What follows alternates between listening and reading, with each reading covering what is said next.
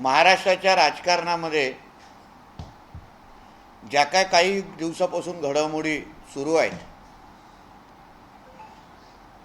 पण ह्या सगळ्यामध्ये जसं अजितदादांनी घेतलेली भूमिका आणि या सगळ्या घडामोडीनंतर एक महत्त्वाचा प्रस्ताव जे काही कानावर आमचा आलेला आहे, उबाटाकडून आणि सुळे गटाकडून एक महत्त्वाचा प्रस्ताव राष्ट्रीय काँग्रेसकडे जो गेला आहे, त्यावर चर्चा करणं मला असं वाटतं फार महत्त्वाचं आहे. उबाटा आणि सुळे गट यांनी राष्ट्रीय काँग्रेसमध्ये विलीन व्हावं असा प्रस्ताव राष्ट्रीय काँग्रेसकडे गेलेला आहे अशी माहिती आमच्याकडे आहे. त्याबद्दलची चर्चा काही दिवसा अगोदर मातोश्रीवर झालेल्या बैठकीमध्ये पण झाली. काँग्रेसचे जे HK पाटील जी आहेत त्यांच्यापर्यंत हा प्रस्ताव पोहोचवण्याचं काम संजय राऊत उबाटाकडून आणि सुळे गटाकडून लवकरच जाईल, जेणेकरून हे दोन्ही गट राष्ट्रीय काँग्रेसमध्ये विलीन करून एकाच पक्षाअंतर्गत एकाच पक्षाच्या नावाने येणाऱ्या लोकसभा विधानसभा लढवाव्यात अशी चर्चा किंवा असा प्रस्ताव गेलेला आहे अशी आमची माहिती आहे. याचं कारण असं आहे की काही दिवसापासून जे अजितदादांनी घेतलेली भूमिका आणि काल जी METमध्ये जी भाषणं झाली आणि भाषणामध्ये एकत्रित जे सत्य बाहेर आलं, आत्तापर्यंत संजय राजाराम राऊत सारखी लोक एक वेगळं चित्र महाराष्ट्राच्या समोर त्यांच्या कार्यकर्त्यांच्या समोर तयार करण्याचं काम करत होते. ते पटण्यामध्ये जे जमले होते ते सगळेच मोदी साहेबांच्या विरोधात जमले होते आणि 2024ला महाविकास आघाडीचीच सत्ता येते आणि सत्ता आल्यावर आम्हाला सगळ्यांनाच भारतीय जनता पक्षाच्या लोकांना हे लोक आत टाकतील. लवकरच महाविकास आघाडीचा मुख्यमंत्री बनेल. या सगळ्या गोष्टीचा बुरखा फाडण्याचं काम काल अजितदादा आणि प्रफुल्ल पटेलजींच्या आणि छगन भुजबळजींच्या भाषणाच्या माध्यमातून झालेला आहे. तिथे स्पष्ट असं सांगितलेलं आहे की स्वतः पवार साहेब वारंवार त्यांना सांगत होते की नरेंद्र मोदीजींशिवाय देशाच्या समोर दुसरं नेतृत्वच नाही. मग कुठल्या विचाराने महाविकास आघाडीच्या बैठका व्हायच्या, कुठल्या हेतूने हा संजय राऊत सारखे प्रवक्ते महाविकास आघाडीचा मोदी साहेबांना विरोध आहे, त्यांच्या विरुद्ध आम्ही एक संघ लढणार. ज्या आदरणीय पवार साहेबांनी महाविकास आघाडी घडवली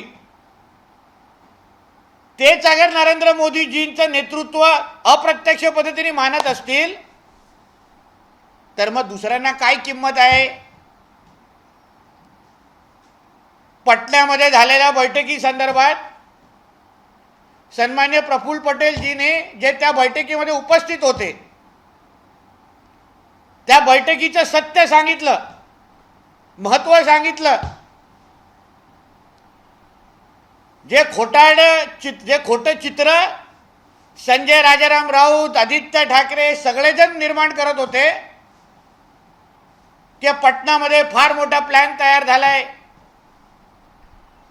आता विरोधी लोक सगळे एकत्र येऊन मोदी साहेबांना हरवणार, भारतीय जनता पक्ष आणि मित्र पक्षांना हरवणार, हा सगळा जो आव आणत होते त्याचं वस्त्रहरण करण्याचं काम काल तिथे उपस्थित असणाऱ्या प्रफुल्ल पटेलजींनी केलं. म्हणजे आतापर्यंत जो काही मोदी विरोधी जो आव आणला जात होता तो किती खोटारडा आहे, तो किती भंपक आहे, त्याला कसा अर्थ नाही, हेच अजितदादांच्या घेतलेल्या भूमिकेवरून स्पष्ट येतं. संजय राजाराम राऊत मोठा अजितदादांना अक्कल शिकवायला जात होते. मी सातत्याने बोलतोय की अजितदादांना बाहेर ढकलण्याचं काम आणि सुपारी हे संजय राजाराम राऊतनीच घेतली होती आणि त्या पद्धतीचे त्यांचे स्टेटमेंट येत होते. पण अजितदादा काय बाहेर गेले नाहीत, पण राष्ट्रवादी काँग्रेसचं नेतृत्व म्हणून हे अजितदादा आता प्रस्थापित झाले आहेत आणि राष्ट्रवादी काँग्रेस त्यांच्या नेतृत्वाखाली पुढे घेऊन जाणार आहे आणि मोदी साहेबांच्याच नेतृत्वाखाली 2024 ची निवडणूक भारतीय जनता पक्ष, शिवसेना आणि राष्ट्रवादी काँग्रेस सगळे एकत्र मिळून लढणार आहेत, हे आता स्पष्ट झालेलं आहे. म्हणून सामनामध्ये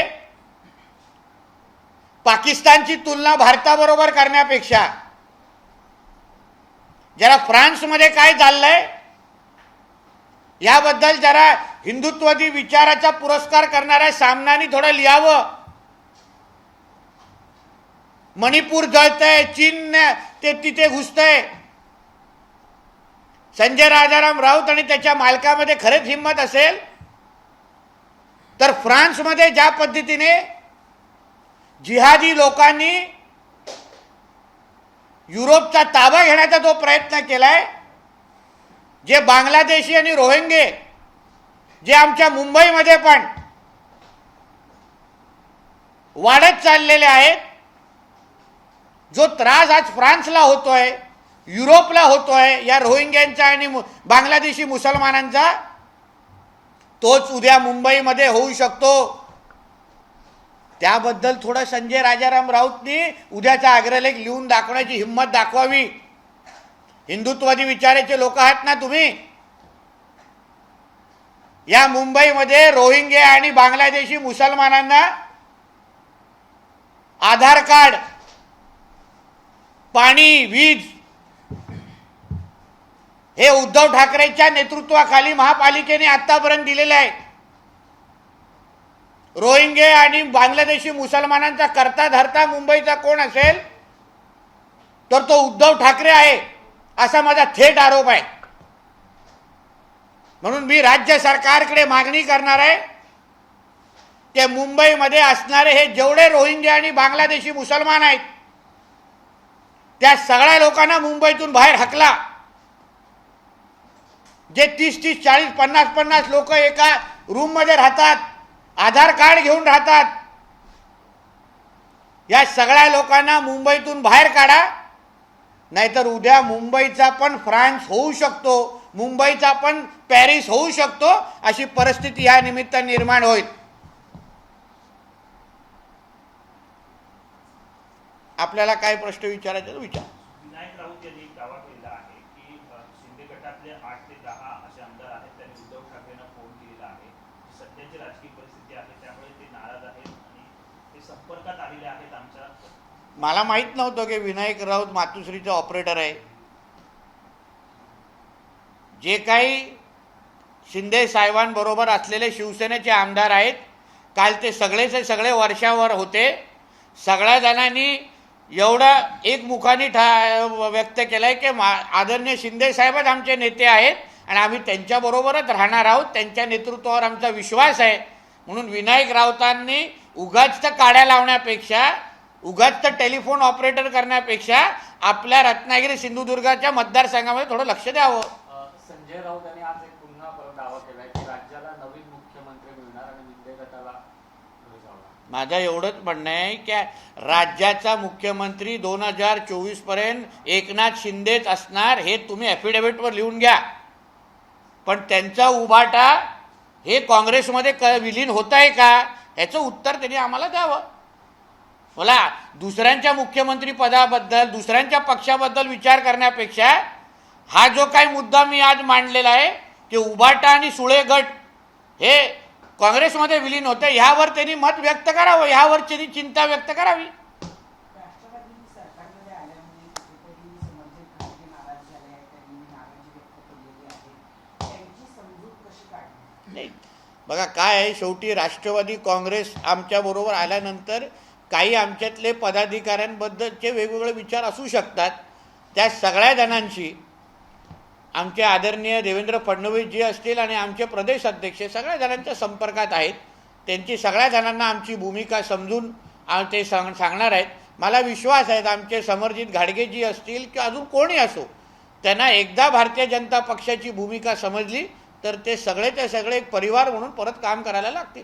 पण शिवसेनेतले अनेक आमदार जे सरकारमध्ये असलेले शिवसेनेचे की अनेक आमदार नाराज आहे, सातत्यानं बैठका होत आहेत, असं चित्र दिसतंय. नाही, हे कसं तुम्ही हे कसं खोडून काढलं? याच्यात एक ऍडिशन करतो या प्रश्नात की केसरकरांच्या बंगल्यावर शिंदे गटाच्या आमदारांची बैठक झाली. त्याच्यात काही आमदारांचे जरा टोकाचे भांडण झाल्याची चर्चा आहे.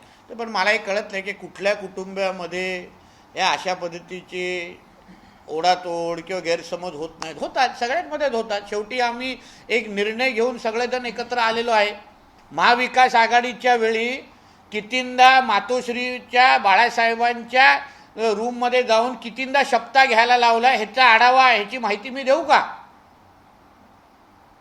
तेव्हा ह्या सगळ्या खिचतान व्हायची नाही की राष्ट्रवादी काँग्रेस आणि काँग्रेस बरोबर काय केला. कितींदा मातोश्रीवर बोलून घेऊन त्यांना बाळासाहेबांच्या त्या बसणाऱ्या खुर्चीवर शपथ घ्यायला लावलेली आहे की तुम्ही काही करणार नाही ही शपथ घ्या. म्हणून ह्या सगळ्या गोष्टी सगळ्यांच्या ह्या सगळ्या तीन पक्ष एकत्र आल्यानंतर होतं. पण समजूत काढण्याचं काम आमचे नेते मंडळी करतील, त्याच्यात काही दोन विचार नाही, काही चिंता करण्याची गरज नाही. उद्धव ठाकरे आता दौरा करणार आहेत, विदर्भ दौऱ्यात जात आहेत नागपूर आणि सगळं. बघा जो माणूस मुख्यमंत्री असताना कधी घराच्या बाहेर निघाला नाही त्याला आता थोडं महाराष्ट्र दर्शन बघण्याची इच्छा होत असेल तर ती चांगली बाब आहे. त्यांनी फिरावं. पण ते उभाटा म्हणून फिरणार आहेत की राष्ट्रीय काँग्रेस म्हणून फिरणार आहेत ह्याबद्दल स्पष्टीकरण द्यावं. उद्या भाजपची एक बैठक बोलावली आहे. जी माहिती समोर येते की भाजप आमदारांमध्ये काही संभ्रम आहे या सगळ्या गोष्टींबद्दल आणि त्यामुळे संभ्रम दूर करण्यासाठी उद्याची ही बैठक आहे. काय नेमकी तुमची माहिती आहे? तुम्हाला देखील बरोबर आहे. बघा भारतीय जनता पक्षामध्ये कुठल्याही पद्धतीचा संभ्रम नाही. सगळेचे सगळेजण आम्ही सातत्याने देवेंद्र फडणवीसजींना भेटतोय. कालही आम्ही भेटलो. सगळे आमदार आपल्या आपल्या पद्धतीने जाऊन भेट आहेत. साहेब त्यांची कामं करतायत. आमचे बावनकुळे साहेब बोलत आहेत, सगळ्यांची बोलत आहेत. तर मला वाटत नाही उद्याची बैठक जी काय मोदी ॲट 9चा कार्यक्रम आपण केला किंवा येणाऱ्या अधिवेशन या संबंधित असलेली एक बैठक आहे. त्याच्यात काय अशी नाराजगी भारतीय जनता पक्षामध्ये नाराजगीचा प्रश्नच येत नाही. कारण का आमच्या वरिष्ठांनी जो निर्णय घेतला तो आम्हाला सगळ्यांना मान्य आहे. शेवटी हिंदुत्वाला मजबूत करण्यासाठी आणि महाराष्ट्राचा विकास करण्यासाठी हा घेतलेला निर्णय आहे. त्याच्यामध्ये काहीच कोणाला अडचण नाही. शिंदे गटातले आमदार असतील किंवा भाजपचे आमदार असतील, आमच्या मंत्रिपदाच्या संधी कमी झाल्या. काही तर आमदार म्हणतात की आमच्या आरती वाकडी गेली, पाव बी मिळायची मुश्किल झाले, असे शिंदे गटाचे आमदार म्हणायला लागले. अर्धी भाकरी मिळाली तर त्याच्या बाजूला उकडा भात भेटेल आपल्याला. काय चिंता करायची गरज आहे. म्हणून भाकरीबरोबर थोडा उकडा भात खाण्याची पण सवय ठेवावी एवढंच आहे. पोट भरेल एवढी गॅरंटी. सर हिंदी में ब्रीफ कर दीजिए ना पहली प्रेस आपने कहा. जो विषय जो मेरे कान में हमारे पास मालूमात है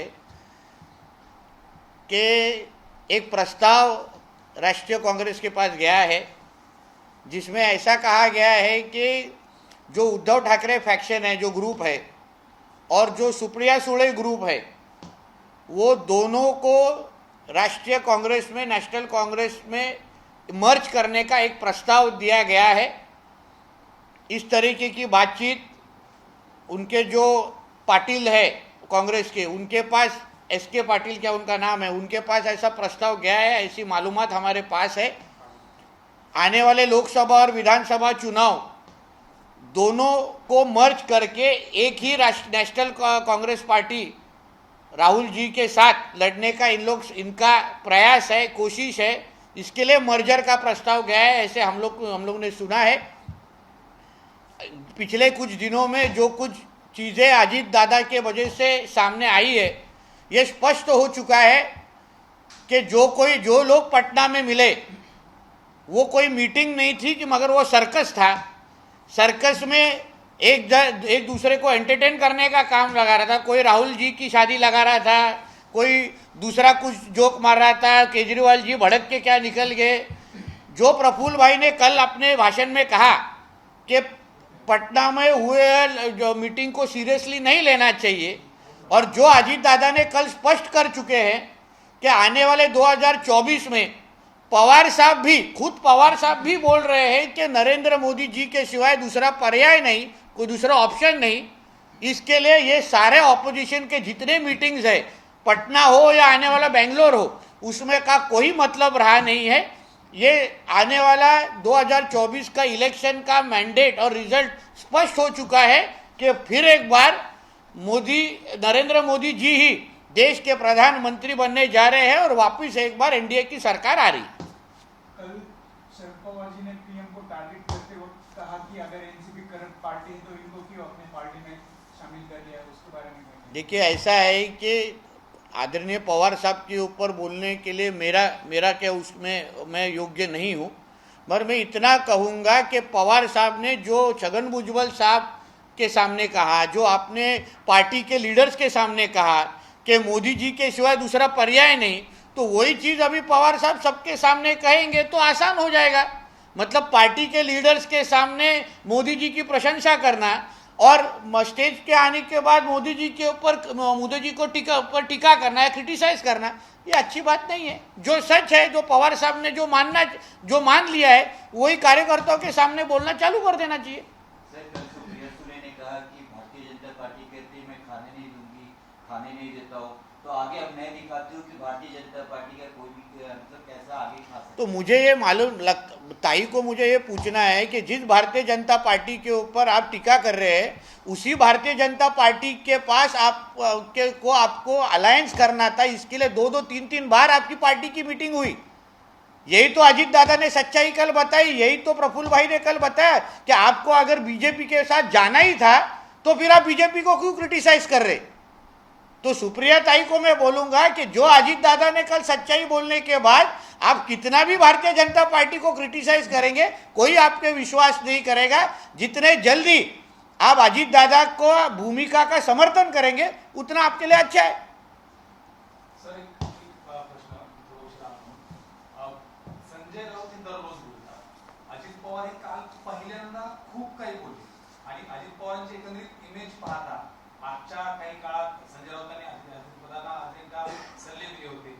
कोण खरं बोलते असं वाटतं? एकंदरीत दोघांचा स्वभाव तुम्ही दोघांना जवळून बघितले, कामकाज पद्धती बघितली, 30 वर्षात कधी बोलले नव्हते आणि 19च्या पद्धतीतून पहिल्यांदाच काल दादा बोलले। मी तोच विषय अगोदर क्लिअर केला की 2019 पासून जो संजय राजाराम राऊत नावाचा माणूस जो महाराष्ट्राला खोटं बोलत आलेला आहे, त्याचा पूर्ण बुरखा किंवा वस्त्रहरण करण्याचं काम काल अजितदादांनी आपल्या भाषणामध्ये केलं।